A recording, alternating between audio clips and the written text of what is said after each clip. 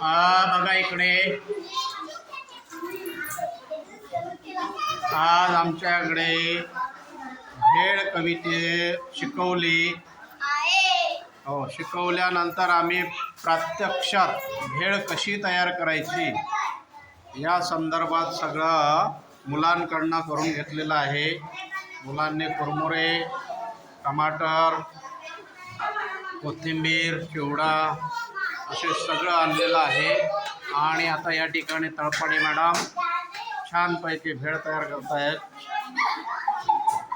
ही भेळ आम्ही आमच्या दुसरीच्या पुस्तकातील भेळ कविता शिकल्यानंतर ही भेळ कविता आम्ही तयार केलेली आहे.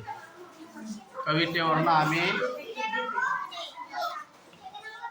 सगळेजण कसं भेळ घेण्यासाठी बरोबर कोण तयार करत आहेत.